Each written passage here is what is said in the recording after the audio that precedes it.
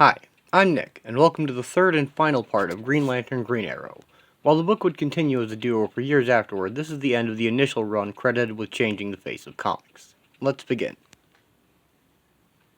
And through him save a world.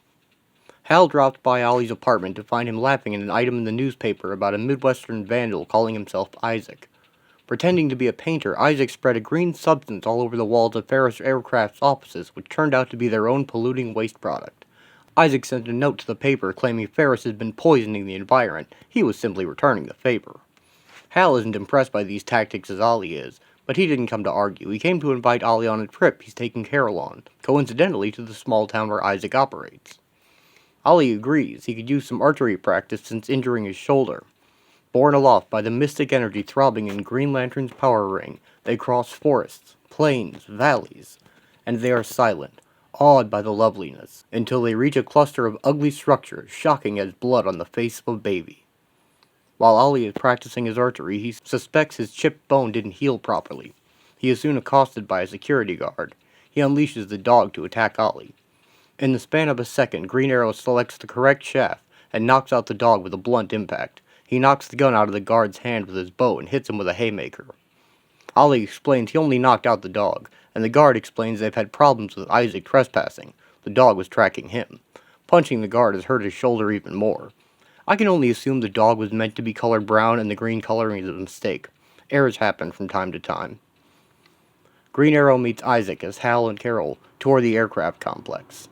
Ferris is developing a new, cheaper fuel type that has angered environmentalists like Isaac, but Ferris Air is on the line if it doesn't succeed.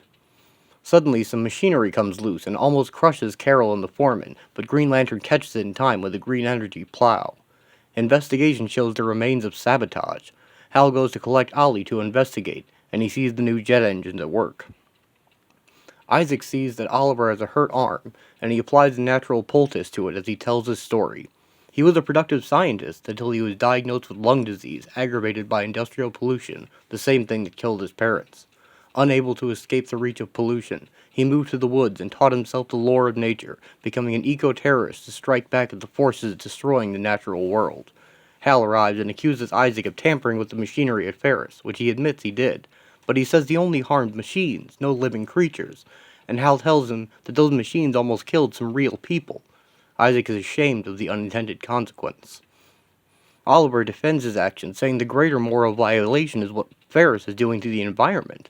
Hal tells Isaac that he broke the law and tries to bring him in with green energy cups. Green Arrow fires a knockout gas arrow though, and Isaac is freed. Isaac is furious with Green Arrow for using chemicals in the environment, saying he's as bad as the rest of them. Angry with himself for not thinking, Ollie throws his bow into the woods. Ollie is bemoaning his own moral quandary when the Ferris guards return. They saw Green Arrow let Isaac go, and they intend to bring him in. Ollie kicks the gun out of one's hand and goes for his bow. They tackle him, however, and when Hal wakes up, they knock him out too and take him in. The guards bring them to the testing site, only to find that Isaac's already there, chained to an engine. He's protesting that plane can't run without killing him, exactly the message he wanted to crystallize. The Ferris executives decide to leave him there over the weekend, as they don't need to do any more testing until Monday. Oliver argues with them, pleading with them to think about the damage they're doing to the world, especially to people with lung conditions. He urges them to take Isaac down and talk to him, but Isaac's a hardliner, and he insists there will be no deals. He asks how can he compromise with death. Arrow asks him what about his stunt with the machinery that almost killed people. The Ferris people hadn't connected that dot yet, and that confession is all justification they needed. They chain up Green Lantern and Green Arrow to the other planes. Isaac will be dead by morning. His lungs can't take the strain of hanging. The Ferris men took Green Lantern's ring, and it's beyond his mental range of summoning. Ollie says he'd been pulling bowstrings all his life, and he gets to work on breaking the chains. Hours later, he finally succeeds. It's too late for Isaac, however, and he dies. Hal and Ollie take him down. Carol arrives. One of the security guards got drunk and the police found Hal's ring in his pocket. Hal tells her Isaac died as the sun rose, and that even in his madness there was a nobility beyond what even they can aspire to. Carol suggests that progress always claims its victims. Green Lantern destroys the prototype planes with a blast from his ring. He tells the Ferris executive to send him a bill. These are backup stories that ran in other DC comics collected here in a sequence, but there are no covers. In exactly 2 minutes, the life of the Green Arrow will be changed irrevocably. Watch now, and witness the destruction of one noble man's soul, the killing of an archer. Green Arrow answers the challenge left in his mailbox, walking into a dark alley at night. The obvious trap is sprung, and light blinds the archer as he is hit in his bad shoulder with a club. The thugs are using dark glasses for an advantage. Ollie kicks the thug in the gut and backhands another, then grabs his bow and shoots out the light. He knocks out another thug with his bow. A sniper on the fire escape shoots at him, and Ollie dives for cover. As he lets an arrow aimed at his gun fly, his arm twitches in pain. The arrow strikes the shooter in the chest, and he falls to the street below. The man is dead. Oliver's mistake has cost a life, and it will forever change his own. Hal Jordan arrives at home and scans the want ads when Dinah calls and tells him something has happened to Ollie. He called to say goodbye forever, and Hal agrees to meet her at his apartment in an hour.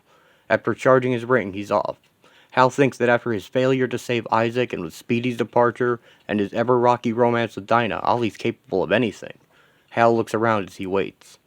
He finds Green Arrow's bow and arrows broken and scattered, and his costume in shreds. Outside, he hears a scuffle.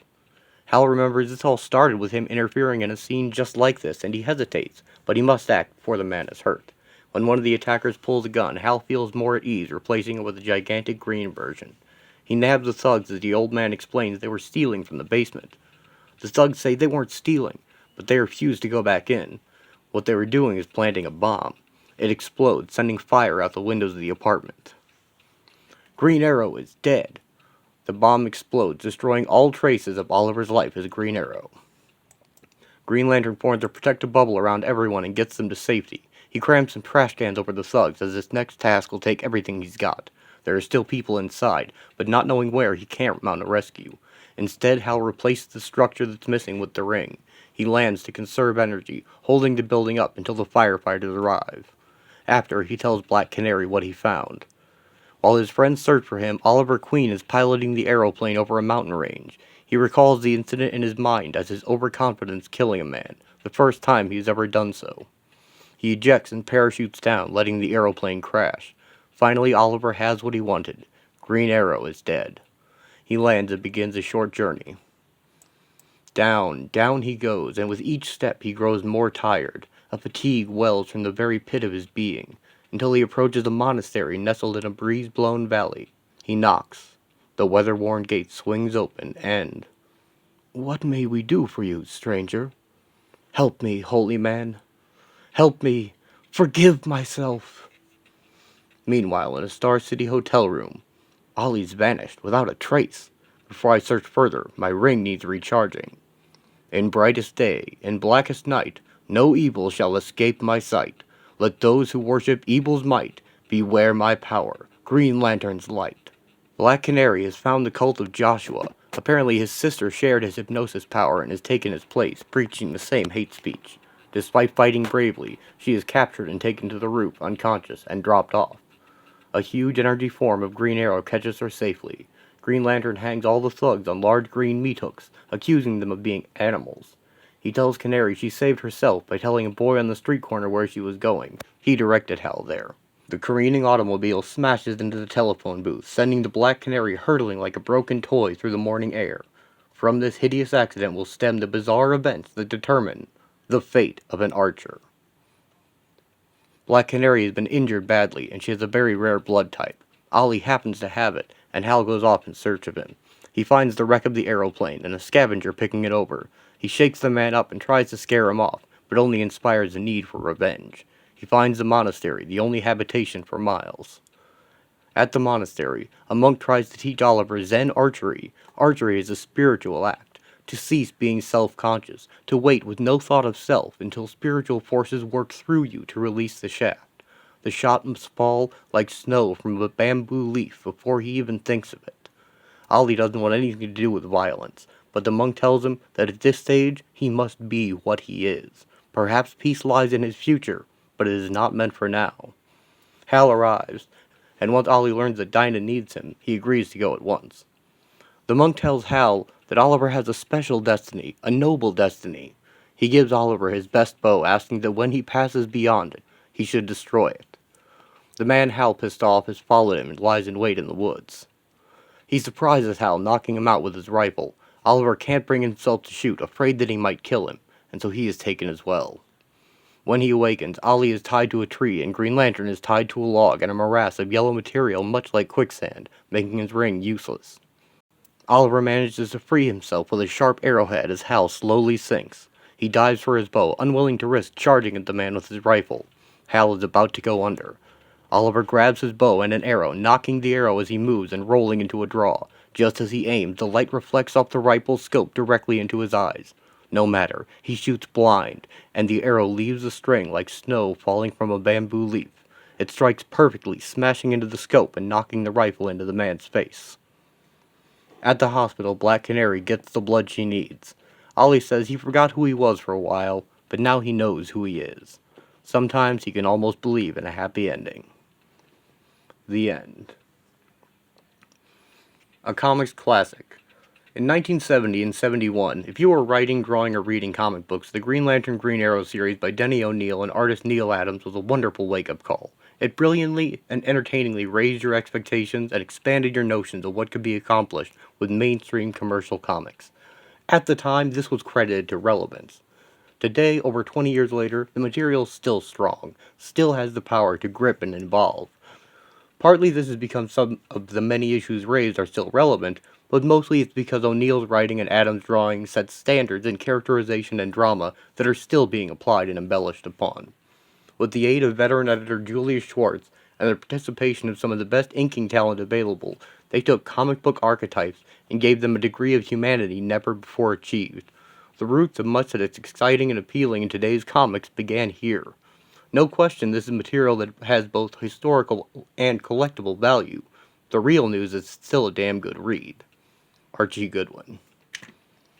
Green Lantern Green Arrow would continue as a duo for some time after, but the book would take on more of a science fiction direction following this, eventually splitting Green Lantern off into Action Comics Weekly by the 80s, and Green Arrow into backup features around the DC Universe.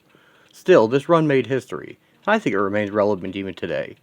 Archie's certainly right about the quality of the writing, the art, the characterization. That's where it really moved the bar, was giving these characters that humanity. And I thank you for letting me share it with you. And come back next time, as I'll be starting Nightfall. I can't believe it's never gotten a proper adaptation besides the novel.